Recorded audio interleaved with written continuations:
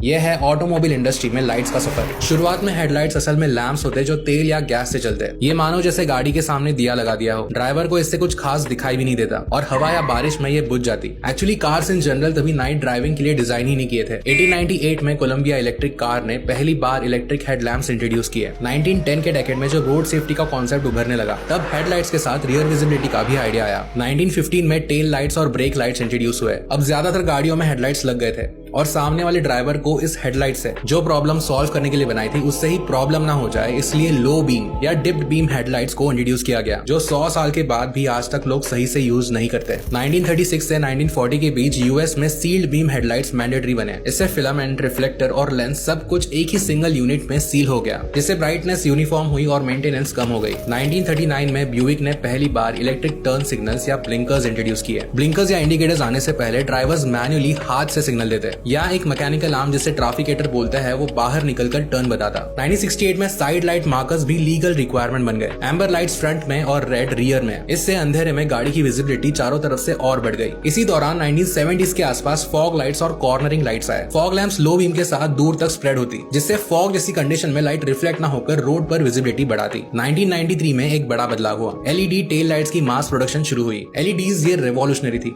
कम power में ज्यादा light और इंस्टेंट इल्यूमिनेशन। इसी के बाद 1990s के एंड तक HID high intensity discharge lamps आए, जो लग्जरी सेगमेंट्स में पॉपुलर हुए। ये जेनॉन गैस से चलते हैं और एक कोल्ड ब्लू ग्लेयर क्रिएट करते हैं। 2000s में हेडलाइट सिर्फ फंक्शनल नहीं रहे, ये डिजाइन लैंग्वेज बन गए। DRLs यानी day time running light standard होने लगे। पहले स्वीडन जैसे कंट्रीज में ये शुरू हुआ और फिर एक ग्लोबल स्टैंडर्ड बन गया। मिड 2000s में फुल LED हेडलैम्प्स आए, जिससे पूरा लाइटिंग सिस्टम ही LED में शिफ्ट हो गया। 2010 के आसपास AFS adaptive front lighting system और मैट्रिक्स LEDs आए। ये हेडलाइट सेंसर्स और कैमरा के थ्रू ट्रैफिक डिटेक्ट करते हैं और ऑटोमेटिकली अपनी बीम को एडजस्ट करते हैं। मिड 2010s में OLED और सिग्नेचर लाइटिंग का एरा शुरू हुआ। अब लाइट सिर्फ फंक्शन या डिजाइन नहीं बल्कि आइडेंटिटी बन गई। Audi, BMW और Mercedes जैसे ब्रांड्स ने अपने DRLs और टेल लाइट्स को एक रिकॉग्नाइजेबल फेस बना दिया। OLED पैनल्स ने उनको फ्लेक्सिबिलिटी दी, जिससे टेल लाइट में पैटर्न्स, एनिमेशंस पॉसिबल हुए। 2020s के बाद लाइट्स और भी स्मार्ट हो गई। 2022 में ADB adaptive driving beam US और यूरोप में लीगल हुए मैंडेटरी नहीं। ये सिस्टम एक ही बीम में सारे माइक्रो LEDs को कंट्रोल करता है। सामने से अगर गाड़ी आ रही हो तो उतना एरिया छोड़कर बाकी के रोड पर लाइट शूट होती है, जिससे ड्राइवर की आंखों में LEDs की इतनी तेज रोशनी ना जाए। 2023 से अब तक लाइटिंग एक कम्युनिकेशन टूल में बदला जा रहा है, जैसे V2V व्हीकल टू व्हीकल और V2X व्हीकल टू एवरीथिंग। इसमें कम्युनिकेशन लाइट्स डेवलप हो रहे हैं जो गाड़ी के इंटेंट, जैसे गाड़ी का टर्न होना, स्लो होना, रुक जाना एक्सेट्रा, इन सारे इनपुट्स को ऑटोमेटिकली लाइट्स के जरिए कम्युनिकेट करेंगे। और फ्यूचर में AI की हेल्प से लाइट्स और कितनी ज्यादा स्मार्ट हो जाएंगी, इसका अंदाजा थोड़ा बहुत हम लगा सकते हैं।